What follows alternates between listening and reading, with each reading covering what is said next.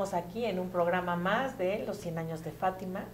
En esta ocasión nos vamos a profundizar en los frutos de las apariciones de la Virgen en Fátima. Ivonne, ¿cómo estás? Pues increíble que este ya sea el séptimo de los programas y yo creo que se va completando y se va escuchando mucho el mensaje de la Virgen. Así es, y bueno, pues sabemos perfectamente que la Santísima Virgen pues ha sido el motivo y la razón por la cual vino nuestro Señor Jesucristo al mundo, porque así lo quiso Dios.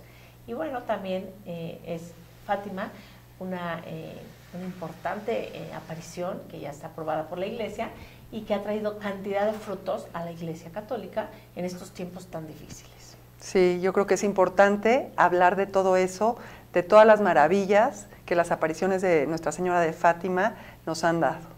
Sí, y bueno, como ya les hemos platicado toda la historia de Fátima, y si usted no lo ha visto, pues lo invitamos a ver los otros capítulos. Aquí vamos a profundizar en cuáles han sido esas bendiciones tan palpables que ha recibido el mundo a través de estas apariciones. Y pues comenzaremos platicando de Portugal, ¿cómo ves? Pues mira, el obispo de Leiria en 1930 da por hecho las apariciones de la Virgen de Fátima y va a decir que son aprobadas eclesiásticamente y que por lo tanto son verdaderas. Sí. Y como fruto de esto, los obispos en 1931, el 13 de mayo de 1931, se van a reunir en Fátima con 300,000 fieles de todo Portugal y van a consagrar Portugal al Inmaculado Corazón de María. Esta consagración va a traer cantidad de frutos a Portugal, porque ya habíamos platicado en otros programas, Ivonne, cómo desde 1910 se había sembrado una revolución marxista, una revolución contraria a los valores cristianos en Portugal, y esto había conllevado una persecución clerical muy fuerte. Se habían cerrado seminarios, se habían entrado a profanar las iglesias, más de 100 iglesias, esto antes del 13 de mayo de 1917. Sí, es increíble cómo en mayo, que es el mismo año de la Revolución Rusa, 1917, la Virgen se aparece 6 veces a estos pastorcitos, a estos 3 niños, que pues les dio este legado para compartir al mundo, pero la belleza de la Virgen, nuestra Madre, atenta a lo que estaba sucediendo en el mundo, dijo, tengo que ir a decirles que mi Inmaculado Corazón es su refugio. Y bueno, Portugal lo tomó en cuenta, y por eso fue que los obispos, en agradecimiento a las apariciones de Nuestra Señora en Fátima, consagran Portugal el 13 de mayo de 1931. Esta consagración va a traer frutos inmensos a Portugal. Y se pueden ver, y los podemos ver, y son palpables, al grado de que pues, se considera que son 3 muy importantes los efectos que tuvieron esta consagración. Inmediatamente, después de la consagración, empezaron a proliferar las vocaciones. Fíjate que, como te explicaba, desde 1910 había venido toda una política anticlerical que había cerrado seminarios y que había tratado de destruir nuestros valores cristianos, promoviendo el divorcio, promoviendo todas las cosas que la Iglesia había establecido. Y bueno, como fruto de esta consagración, pues empiezan a aumentar las vocaciones. Es palpable la cantidad de vocaciones que crecen, y bueno, más tarde los obispos mismos van a decir que si cerraran los ojos, 5 años después de la consagración, si cerraran los ojos y lo volvieran a abrir, no reconocerían el Portugal de hacía 25 años. Ellos, con palabras de ellos, lo dicen así, Ivonne. Es que cuántas personas se convirtieron en ese momento, porque bueno, los niños, esa persecución que sufren tan grande antes de una de las apariciones, que los toman presos por los gobernantes masones de aquella época, esa misma aparición del 13 de octubre de 1917 hizo ver a tanta gente que no creía en Dios, que estaba en contra, literalmente, que ahí estaba ese mensaje de salvación, ese mensaje de esperanza, y vino la conversión de muchísimas personas. Así es, la acción católica se integró en las parroquias y creció muchísimo, y bueno, hubo tantos frutos dentro de la fe católica que los mismos obispos pues se pronunciaron y dieron gracias a la Virgen. Y luego, como segundo fruto de esta consagración, hubo un milagro muy grande en la política social de Portugal. Subió al poder este señor, el nuevo dirigente se llamaba Alonso Salazar, Y este dirigente político lo que va a hacer es que va a restablecer todo en base a un orden social católico.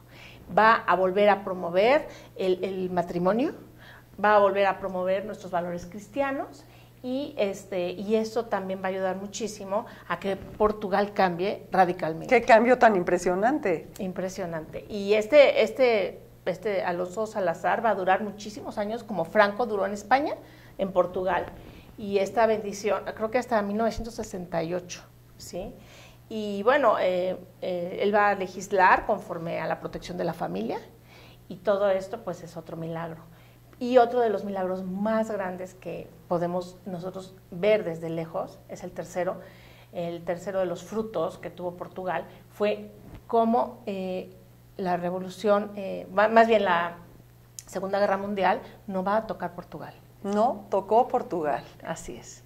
Lo preservó a esta nación que ya había tenido esos cambios, que esta nación elegida por la Virgen para llevar y dar a conocer su mensaje, no entró en la Segunda Guerra Mundial. Tampoco fue contaminada por la Guerra Civil Española, que era una lucha pues terrible entre Franco y los rojos, que se llamaban, que estaban formados por comunistas, anarquistas, pues todos aquellos que estaban en contra de Franco. Y pues esta guerra civil española fue dolorosísima, profundísima, y no tocó Portugal tampoco. Entonces los obispos le prometen a la Virgen que sí los salva de todo este tipo de presiones marxistas, que era lo que estaba llegando a esa parte de Europa en ese momento, tanto en Italia como en España, como en tantos países. Ellos prometen volver a renovar la consagración a Portugal, y por eso en 1938, muy cumplidos los obispos portugueses, van a volver a renovar la consagración de todo Portugal al Inmaculado Corazón de María. Ya una vez habiendo visto la cantidad de bendiciones y de gracias, porque dentro del Corazón Inmaculado de María, pues está a salvo, es el refugio, es donde tenemos este amor de nuestra Madre, y ellos se dieron cuenta. Así es, y bueno, entonces la verdad es que el mismo Papa Pío XII va a reconocer en estos tiempos la importancia de todo lo que vivió Portugal, y le va a reconocer a la Virgen el apoyo que le da a Portugal. El obispo de Portugal, más bien la hermana Lucía le va a escribir una carta al Papa Pío XII diciéndole: Santísimo Padre, nuestro Señor promete que durante la guerra nuestro país recibirá protección especial gracias a la consagración de Portugal al Corazón Inmaculado de María, realizada por los prelados portugueses, y sirve como prueba de las gracias que le serán concedidas a otras naciones si también fuesen consagradas a ella. Eso, aquí hay el siguiente punto, porque ese cambio no se reflejó solamente en Portugal, a las naciones que sean consagradas a ella. Y tenemos el caso de Polonia. Quiero leerles este extracto del cardenal August Szlon, primado de Polonia, de 1926 a 1948, que dice: Polonia será la primera en experimentar la protección de la Madre de Dios. María salvará el mundo de una destrucción total. Y aquí vemos cómo esta unión, posteriormente, vino el cardenal Wyszynski, y esta unión del cardenal Wyszynski con el pueblo polaco y con Juan Pablo II fue algo increíble. El cardenal Wyszynski estaba convencido de que la devoción a María haría todo el cambio. Inclusive él, cuando lo entrevistaban periodistas, él decía: no, hay que ver a la Virgen. Él estuvo encarcelado, pasó por toda esta opresión del comunismo, y él sabía que si Polonia se cristianizaba, el comunismo iba a caer. Con esa fe y esa certeza. Y les repetía a las personas: ustedes, si siguen mi consejo de rezar el rosario, a la hora de su muerte bendecirán el día y la hora que aceptaron mi consejo. Entonces, Polonia se fortalece, la Virgen une a Polonia, y esa devoción tan profunda del pueblo polaco por la Virgen hace que la iglesia polaca se fortalezca muchísimo, y cómo va preparando todo en el pueblo de Polonia, porque bueno, si nos ponemos a ver el poderío ruso y Polonia esa nación mucho menos fuerte y todo, ¿cómo? ¿Cómo se logra eso? Uniéndonos al corazón inmaculado de María. Entonces, después de esto, Juan Pablo II... Pero a mí me gustaría profundizar un poquito en que cuando llega el comunismo a Polonia, sí, pues empiezan a someter a los sacerdotes, a todos los sacerdotes de sus parroquias les decían, si tú te sometes al sistema, te salvas, si no te matamos. Eso fue gravísimo. Y empezaron a hacer una coerción terrible con los sacerdotes. Entonces, por supuesto que una tercera parte de los sacerdotes se dio y se volvieron comunistas. Eso es una realidad.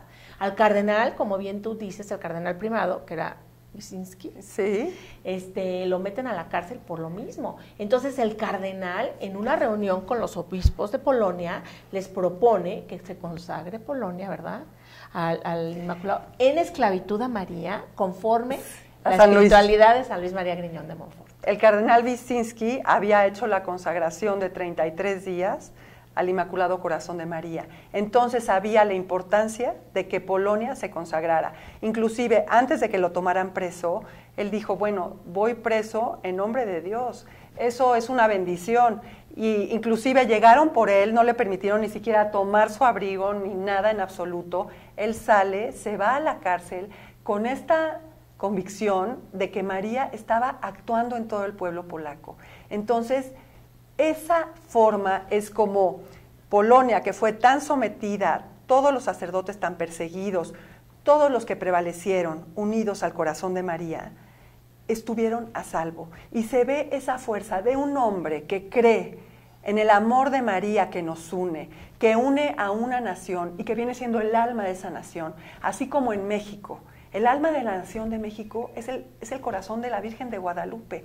Así en Polonia, Czestochowa estuvo presente y ellos sabían del mensaje de Fátima y sabían del prodigio que era serle fiel a la Virgen y de seguir lo que ella había pedido. Sí, y bueno, cuando hacen la consagración no todos los obispos estaban de acuerdo, pero gracias a Dios le dieron a él la oportunidad de tomar la decisión y decide consagrar en esclavitud a Polonia al Inmaculado Corazón de María. La humildad total. Pero a mí lo que más me llama la atención, y si podemos ver nosotros las estadísticas de la cantidad de católicos que existían antes del comunismo y después del comunismo, cuando se derribó el muro de Berlín.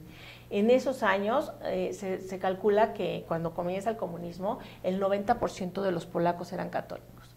Cuando termina el comunismo, seguían habiendo 90% de católicos. Ese es el milagro. El milagro que, como lo estamos viendo en Portugal, en Polonia, se ve el milagro del acto de consagración al Inmaculado Corazón de María. Sí, es algo que debemos de tener en cuenta. La Virgen dijo, la consagración a mi Inmaculado Corazón es lo que traerá las conversiones, la paz en el mundo, la salvación personal. Imagínense el regalo que nos está dando la Virgen de que seremos salvados por ella, así lo quiso Dios nuestro Señor. Dios quiso que Cristo encarnara en María, por medio de Él nos llegan todas las gracias y la Virgen es un conducto de gracias para todos. Está ahí para decirnos, ahora, a 100 años de estas apariciones, debemos de responder a ese llamado y estamos viendo todo lo que fue sucediendo en el mundo, que verdaderamente hubieron cambios impresionantes. Ahora, entrando a San Juan Pablo II, hay una fotografía preciosa cuando llega el cardenal Wyszynski a felicitar, a estar con Juan Pablo II en su pontificado, y cómo el Papa se levanta, lo abraza, el cardenal Wyszynski hincado. Bueno, es una belleza de imagen. Sí, porque desde luego que pues era su discípulo, ¿no? Claro. El cardenal Wojtyła era discípulo del cardenal Wyszynski. Sí. Y entonces cuando lo nombran papa, pues es y sobre todo ahí viene María insertada en el corazón de Juan Pablo II, porque además, claro, Juan Pablo II fue elegido por la Santísima Virgen desde su nacimiento.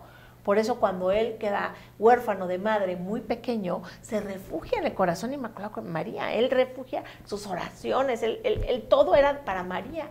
al grado de que cuando el mismo Juan Pablo II nos cuenta y nos revela que ya en su juventud tenía una duda muy grande si su amor a María no era pecar contra Jesús. Él tenía esa duda tan grande, y es San Luis María Griñón de Montfort, en el Tratado de la Verdadera Devoción a la Virgen María, donde él puede llegar a aterrizar sus ideas y decir, no, la mejor devoción que hay a Jesús es a través del Inmaculado Corazón Ahí de María. eso le resolvió sus preguntas y dijo todo lo contrario: entre más unido yo esté a María, más unido estaré a Cristo. No compiten, vamos a lo mismo.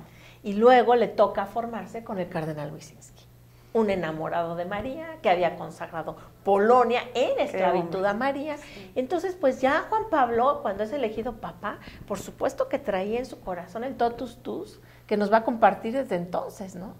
Y esa fue la fuerza de el pontificado de San Juan Pablo II, esa unión con la Virgen, todo lo que San Juan Pablo II, si vemos hacia atrás, iba logrando con la Virgen en su corazón y llevándola a todas las personas, él, totus tus, todo entregado a María.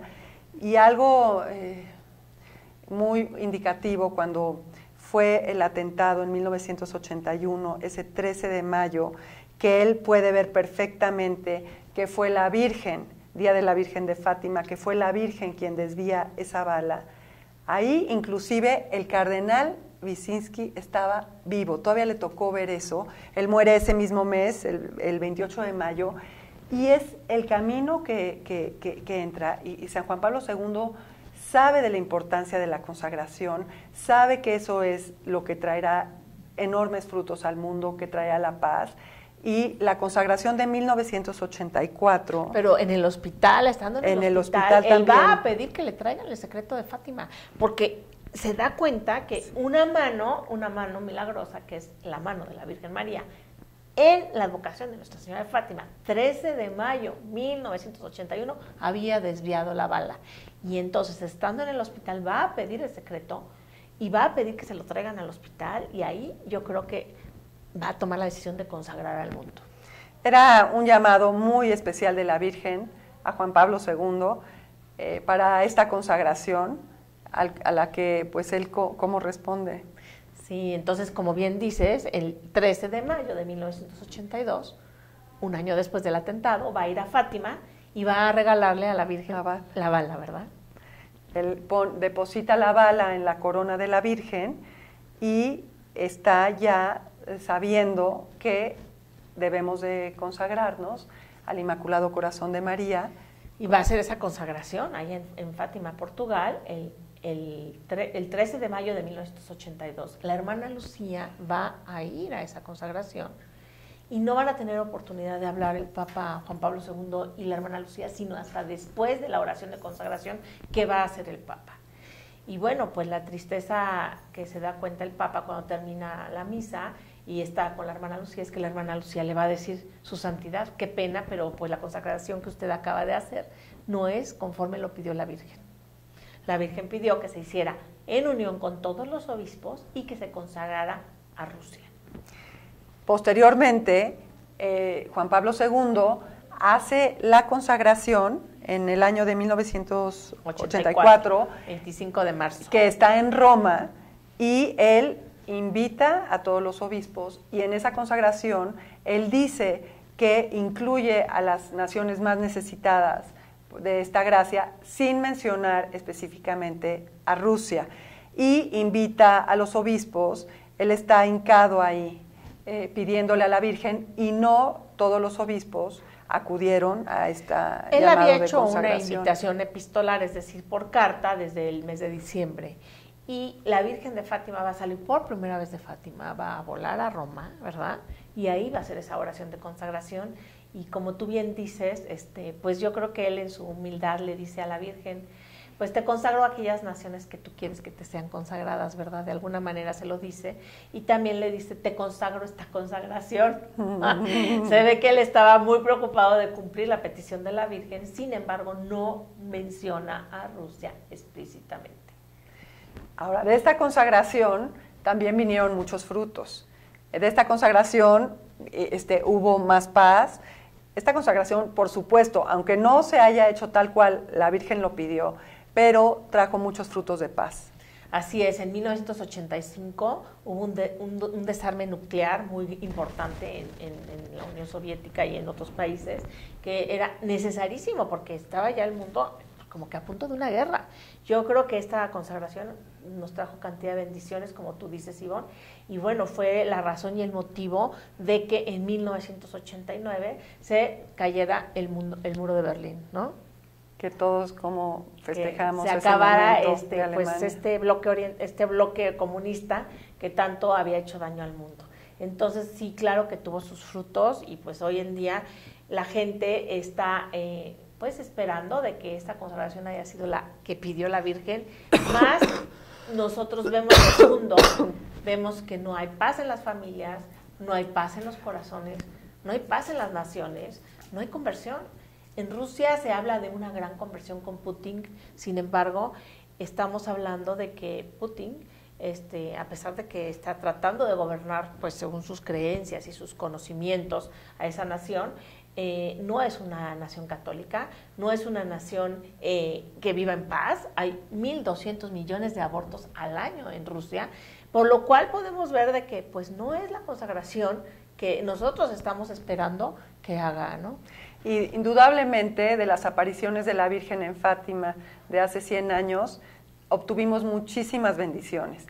La Virgen nunca va a algún lado y nos deja indiferentes. Ella, el llegar, el estar, el acudir a sus hijos, ha logrado que el mundo reciba muchas bendiciones. Inclusive ahorita yo veo, la Virgen pidió la adoración, el ángel en 1916 dice lo importante que es adorar a Jesucristo, que él estaba haciendo en los altares muy ofendido, y ahora yo veo como cuántos grupos de adoración, María está uniéndonos a muchos a través de su corazón para adorar a Jesucristo. Hay muchas capillas de adoración, inclusive hasta podemos ver en muchos chats, que ahora la gente se comunica por medio de los chats de oración, en donde se presentan oraciones, en donde la gente se une para rezar, y el amor por la Eucaristía está resurgiendo, aunque hay muchas ofensas, pero también hay mucha adoración hoy en día. Pues es que,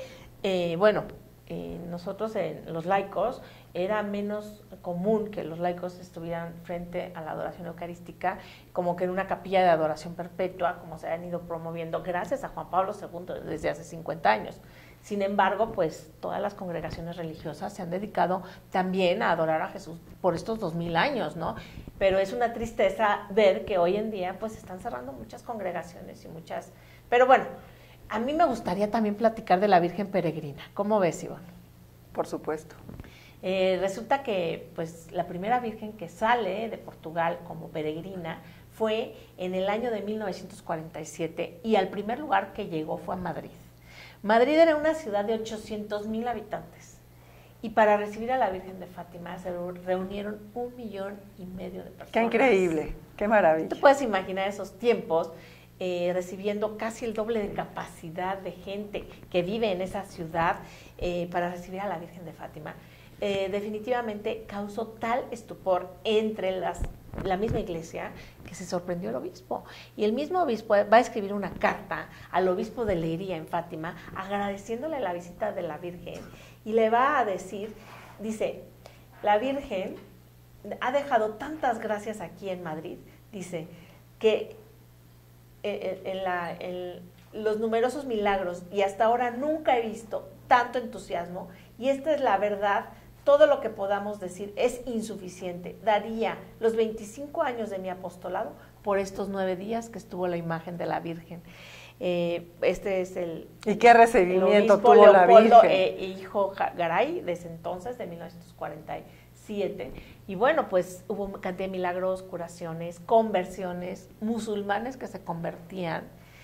Llamó tanto la atención que hasta el Papa se va a pronunciar más tarde.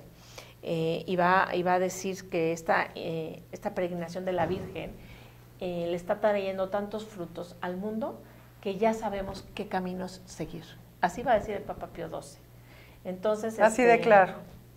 La imagen peregrina va a ir desde Portugal a España, a Francia, después va a ir a Bélgica, Holanda, Luxemburgo, va a cruzar hasta el sur de África, va a atravesar el océano y va a llegar a América del Norte, luego a Asia y finalmente a India, Singapur y Siam para llegar a Australia en febrero de 1951.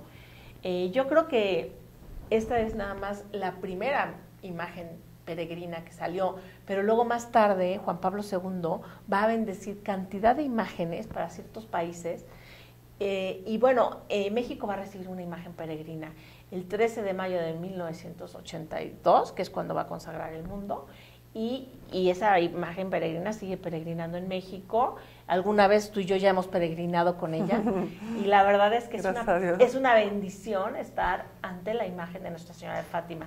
Pero para concluir, Ivonne, ¿no te gustaría, pues yo veo que si el cielo quiere que los mensajes de Nuestra Señora de Fátima lleguen al mundo, siempre nos va a dar a cambio gratas historias como las que hemos platicado en este programa, ¿no crees? Esas historias que nos ayudan, nos animan, nos hacen tener confianza en que no importa cuán difícil puedan ser algunos momentos, que la Virgen siempre está con nosotros, siempre nos va a defender y siempre nos tiende su mano amorosa. Y que el refugio es el Inmaculado Corazón de María, es el refugio para estos tiempos. Y bueno, pues no sé si quieras comentar algo más para este programa, pero...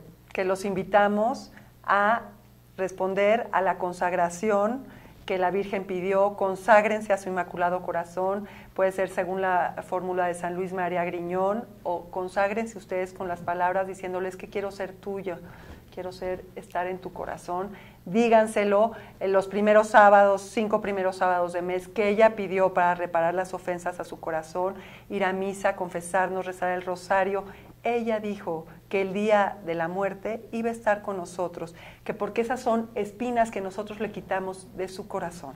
Entonces, recen el rosario, es seguir, lo único que queremos es hacer vida el pedido de la Virgen, porque es interesante enterarnos de lo que sucedió, pero lo más importante es hacer lo que ella pidió. Los invitamos. Y sí, pues no dejen de visitar nuestra página de internet, ¿verdad? misionfatima.com, y también la aplicación Misión Fátima. Bájenla en sus celulares, bájenla y sigan ahora sí la invitación que nos hace la Virgen para participar de su ejército, para nosotros también ser parte de este triunfo del Inmaculado Corazón de María, porque no se nos debe de olvidar nunca que ella nos dijo en Fátima que al final su corazón inmaculado triunfará. Y sí, les comento que la aplicación está sensacional, tiene una parte que dice enciende una vela, y a medida que respondemos a las oraciones que ella nos pidió, encendemos una luz y nos vamos uniendo todos para llevar la luz de Fátima. Muchísimas gracias por haber compartido este programa. Gracias.